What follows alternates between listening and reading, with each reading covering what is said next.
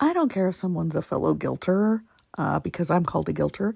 I will call them out when I see misinformation or things that just don't ring to be true. So let's get started. How he lost his job as teaching assistant due to his failure to meet norms of a professional behavior in his interactions with the faculty. And so a lot of people tell me that they're vindicated. Brian Cooper didn't do anything wrong at Washington State, yada, yada, yada. Well, the reason why he got fired was because he had several physical altercations with John Snyder. This was his professor there at WSU. Okay, but Daniel, you left out an important phrase, the if true, these allegations, okay? That's not the defense saying that he got fired. That's not them admitting to anything. They're saying if true. They're not saying it's true, and they're calling it allegations.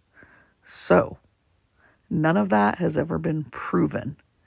And may I ask where you're getting your information that he got into an altercation with his professor and that's why he got fired? And please don't say this letter. Because if you're going off of this letter from Gigi from Arkansas, no, that's never been vetted. I don't care what News Nation says or Mike Baker of the New York Times says. Washington State University has only stated that Kohberger was fired upon his arrest on December 30th, 2022. There is no evidence backing up that he was fired from his teaching assistant's job in the middle of December of 2022, or any altercations with his professors. Before he received his master's degree from DeSales, a month before, our source tells us, police have found that Brian Kohberger went online and visited Amazon.com to buy a couple of items. A knife, a K-bar. But I mean, like, these aren't just regular sources that have come forward, right? It's not like I called Dateline and was like, yo, or I called whoever this is, NBC. I was like, yo, Brian Kohberger bought a K-bar knife off of Amazon, and then they're going to go air it out. You know what I mean? That's not how that works. They're going to, you got to double check some things, right? And it sounds like they had multiple sources on this. But I thought that was interesting that he purchased the K-bar and the K-bar knife sheath around the time that he was applying for a position as an intern police officer. I wonder if he had other plans. Maybe perhaps his plan was to be was maybe abducting somebody. Well, and this is just me speculating, could he have ever had the thought that he was going to utilize a potential position for an abduction or something of that nature? Okay, first of all, he did not apply for an internship to be a Pullman police officer.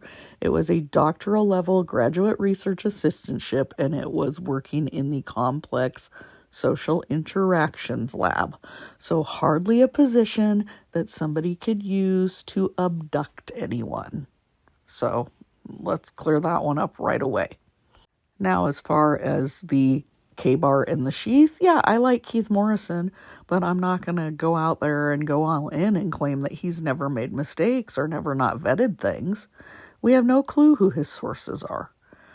And nothing more has come of Dateline claiming he bought the sheath and the knife off Amazon.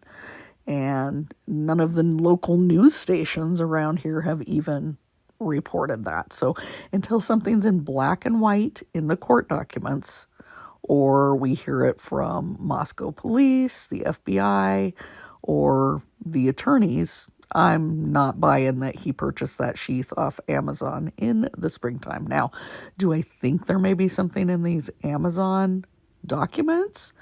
Yeah, because the defense is trying very hard to keep his click and purchase history. So that tells me that it wasn't just Easter candy or light bulbs in that history, but until this is from a reputable, knowledgeable source or in black and white, sorry, but Keith Morrison and his sources don't cut it. But you can believe what you want to believe.